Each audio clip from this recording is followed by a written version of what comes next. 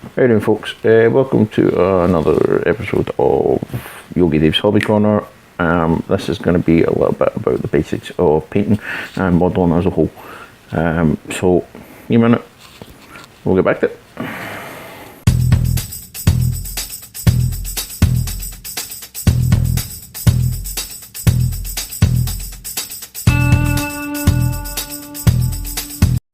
Right, so as I said, a little bit about the basics of modelling.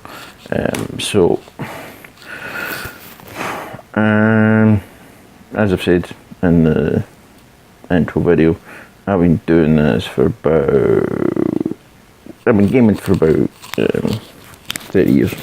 I've been kind of putting the models together and painting them and everything for about 20, maybe a bit longer putting them together, maybe 25 years. It's been a while anyway. So I have opinions obviously on different things. I'm going to start with paints.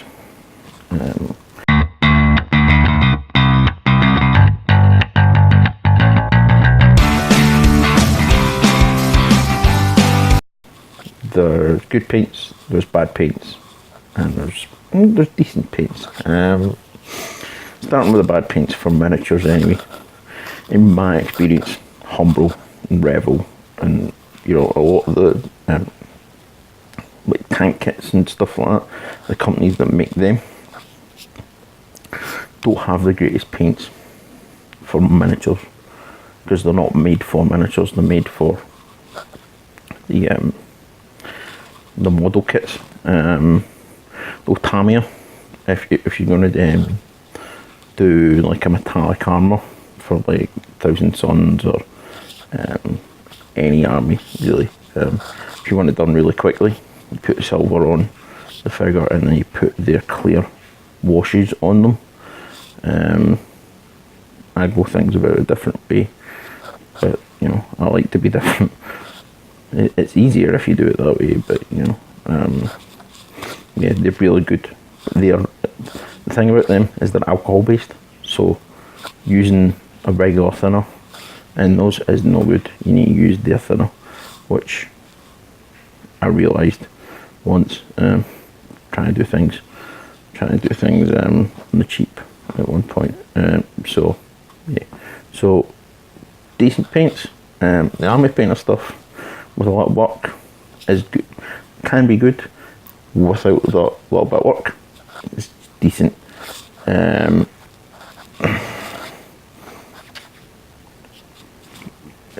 There's certain parts of the Games Workshop line which I like.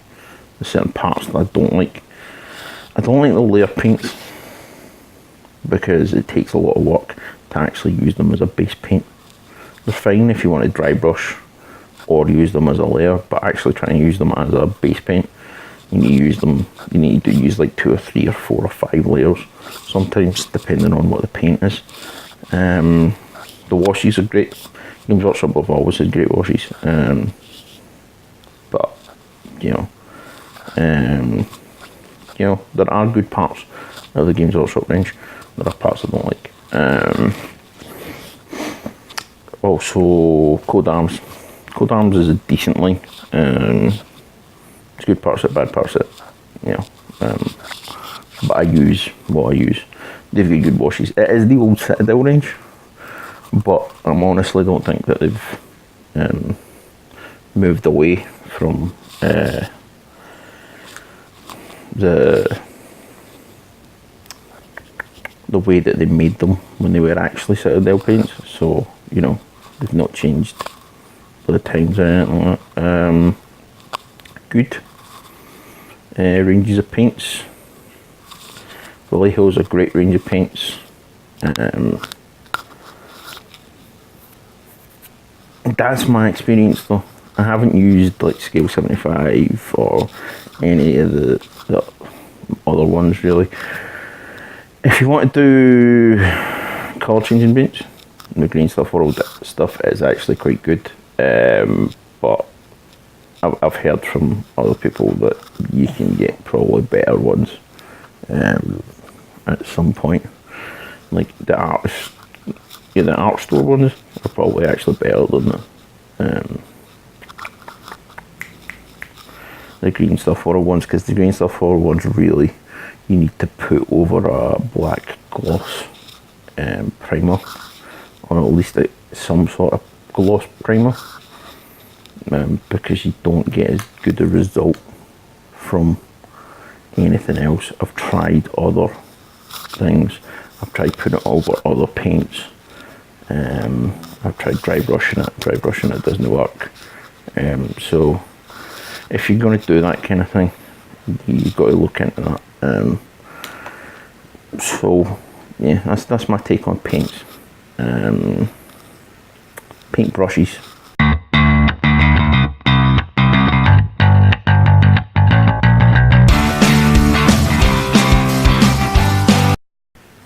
Now this is the thing I see a lot. A lot of people who are just starting out are like, oh, I want to get paintbrushes, what should I buy? And people go out and go right away, oh, you need to buy Winsor Newtons, you need to buy Broken Frog, you know, the really expensive ones that are like £6 or £7 a pop. You really don't. It really doesn't matter. I've had Kolinsky, Broken Frog, and the really good Winsor Newton ones are made with Kolinsky sable. So with Kolinsky sable, it's like a really expensive sable. You get good ones and you get bad ones, and it doesn't matter the range that you use. I have like artificial hair brushes that are just as good as any of the sable brushes I've bought over the years. The vast majority of my collection of paintbrushes is cheap. That's it. You know, I'll go into the works or Hobbycraft or somewhere like that, and buy a really cheap set of brushes. But you know, the only reason I've got some Games Workshop ones is because I got them part of the Conquest thing, or I'll get them as part of the Conquest thing. I've got a set of the Armory Painter Most Wanted paints, paintbrushes for something, I can't remember what that was for. Probably other people have bought me like expensive brushes, and even sometimes I will buy myself them if it's for a particular project. But I find they're just as good as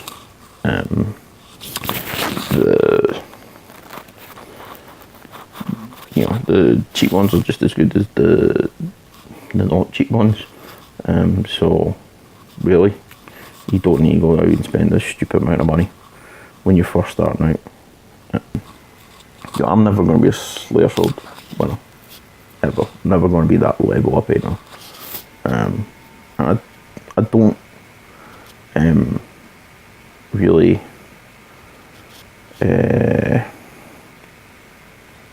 want. It's not something, the level of paint I want. I mean, I'd love to be able to, but it's not what I aspire to. I aspire to be a good army painter, or a great army painter. I'd say on my best day, I'm a good army painter. I'm not a great army painter, I'm not an excellent army painter. I'm a good army painter on my best day, which is what I try to do. Sometimes I'm decent, but yeah, I mean, it really does depend on what you're looking to get, where you're looking to go. Starting out, always buy the cheap brushes, because you're going to destroy them until you learn how to do them, use them right. Also, maintenance on your brushes. Brush up. I use it.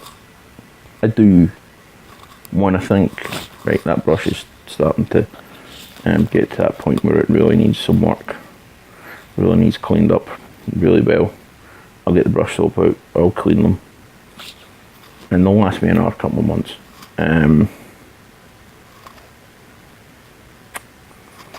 So yeah, tools.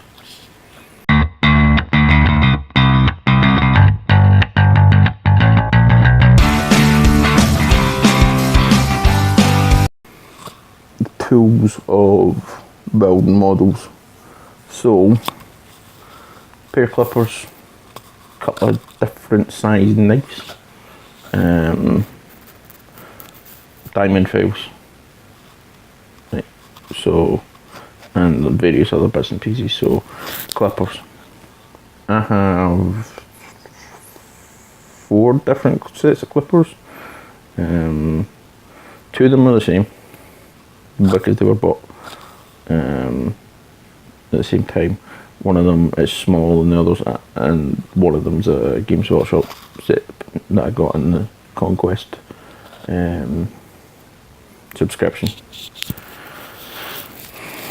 They all get used as often as the others. It's all about what fits in the sprue where I'm clipping it off.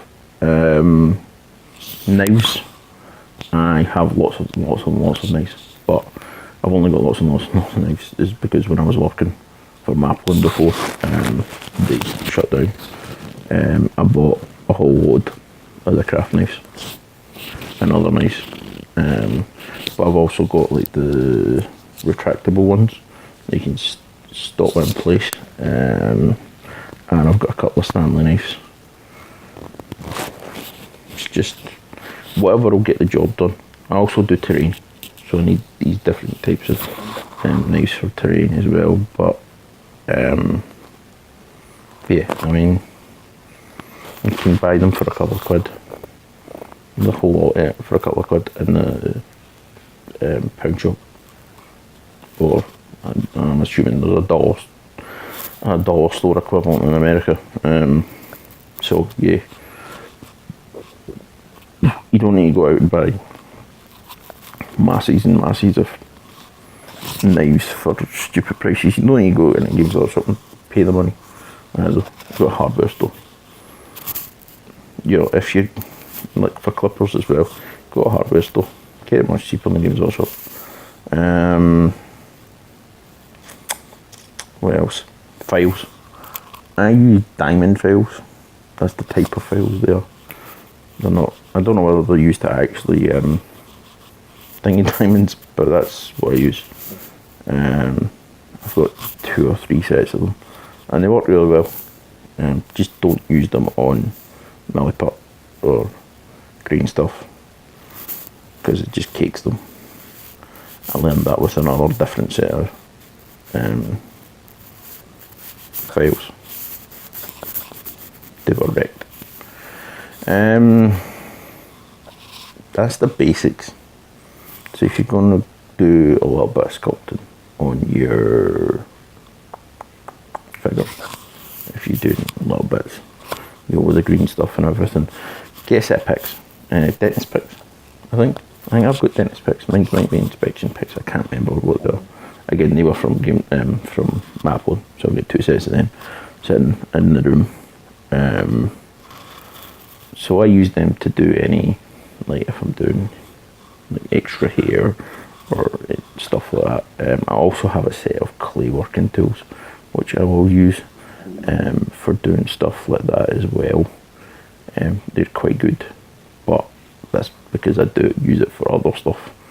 I've got that. I use that for the terrain building as well. If you're going to really get into the sculpting bit of it, you can go with a cheap alternative, but I would actually go with the green stuff or old stuff, because those guys obviously know what they're talking about, because green stuff's their primary interest. Other tools. One of the things with the crocodile crops and the microphone, magnifying glass. They're really good, especially if your eyes are crap, and you really need to see close. I need to wear them generally for everything, but even then I can't see some stuff, so I use the micro. Don't try and paint with a magnifying glass, because it doesn't help, because you're here, like the model's here and you're trying to paint from here, you know, you're kind of off. What else? So that's about it for tools. Glues. So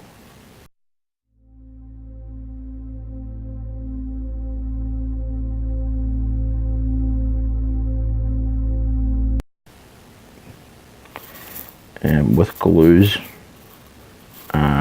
always have, if you do plastics, polystyrene glue. Again, any polystyrene glue will do. You don't need to buy the Games Workshop one. The Revell one's actually quite good. I generally use the Revell ones. I've tried the Humbrol one. I think Humbrol one. I've tried a couple of different ones, but I prefer the Revell one. Because you get different types of, I mean, different companies use different types of bottle. Revell will do a brush one and dual applicator one, which I quite like. I like the brush one for when I'm doing like tanks and drop pods and stuff like that, because you can just go down that line. You don't need to worry about the amount that you're putting on it. You just brush it down. If you're working with metals and resin, super glue. I will admit I use Gorilla Glue, but I use the gel Gorilla Glue, because you put that gel down, you push it together, and you're fine. It'll stick, it will stay. I've never had any problem with the gel stuff for anything really I wanted to put together. If you're going to do bases, like your bases, whatever for your basing, PVA glue. You can go with the cheap stuff, but it doesn't always hold as well. So I've got a bottle, a litre of it cost, I think it was at the tenner. I can't remember off the top of my head, but it's yeah, it's better than the cheap stuff, trust me on that.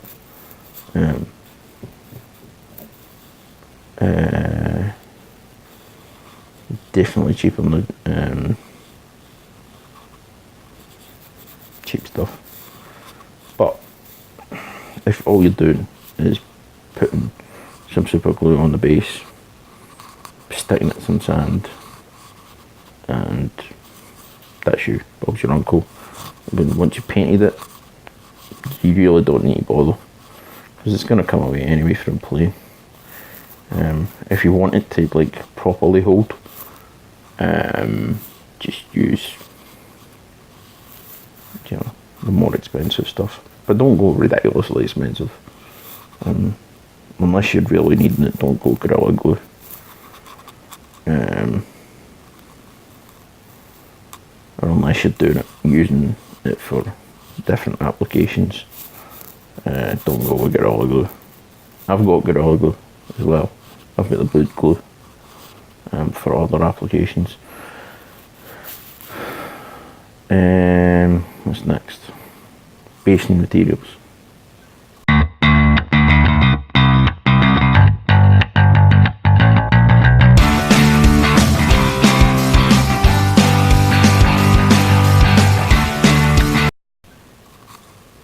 Basing materials. Right, so with basing materials, depends on, but when you first start out, I would say just get either sand and super glue, or not super glue, PVA glue. Coat the base in PVA glue, put the sand in a trough, dip the figure, that's it. Paint, once it's dry, paint it.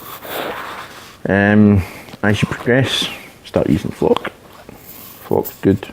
Sawdust flock's good when you first start out, I think. It's not as good as the foam flock later on, but then static grass is another thing to use, though static grass applicators can be quite expensive.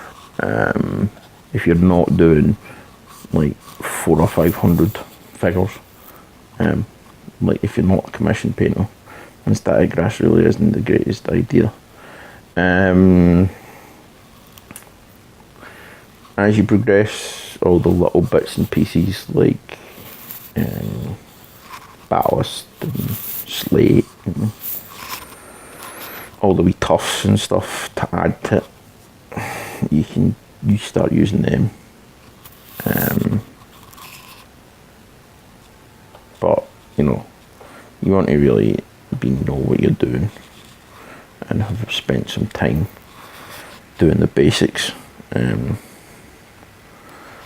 Water effects. I've done water effects in some of my bases and stuff, and I'm getting better at it, but don't do that when you're first starting out. It's crazy. And using it too much makes the base, it doesn't make it look as nice. You use it for like the odd model, or if you're doing like a Malifaux crew that's in the sewers or is water based, then yeah, it's cool, but I wouldn't use it on a regular. That, and it's quite expensive to do right. Trust me, it's quite expensive to do right, especially if you don't want any spell. What else? That's about it for basing. You don't really want to be working massively on basing until you start getting the rest of it down.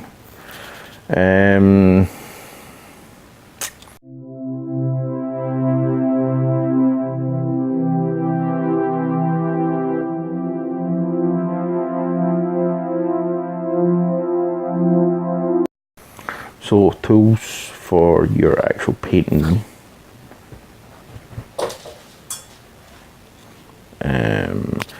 Lighting. I have the main light and 2 lamps. Both lamps are the Philips Hue ones, the white ones, so you can get really bright light. So that's how I work, but I have seen a lot of other people's stuff, and like the LED strip things, they look pretty cool. Might get them at some point. But you always have good light, because otherwise you can't see where you missed stuff, and you can't see any mistakes, any go overs and stuff, unless you've got really good light. Always have really good light. Also, always get yourself a cutting mat, even if it's just to put over your table when you're painting, especially if you're painting on a table that is being used for other things like dinner, or a surface that's being used for other things, because you don't want to get that paint everywhere. I'm lucky, my paint table is my paint table, and I'll be upgrading soon as well once I've got the room sorted, back to how the missus wants it sorted. I'm getting a bigger table, which is why I've got a bigger cutting mat, but that's also for other things. It's a big bit of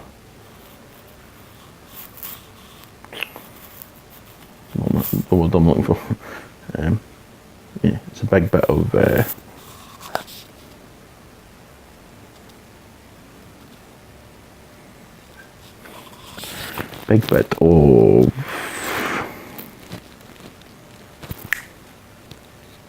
tabletop, like the countertop. It's a big bit of countertop material, and then you get put lights under them. So once that's all sorted, I'll show you it. I'll show you the updated and upgraded room, because the room as it is just now is a bit of a fucking mess. I'll be absolutely honest. I need to get it sorted. I need to organise the room better I also need to organise the stuff that's in the room better. Put some of the stuff in storage that I'm keeping. I'm getting rid of stuff, but I'm keeping stuff that needs to go into storage because I don't use it that often, but I will use it again.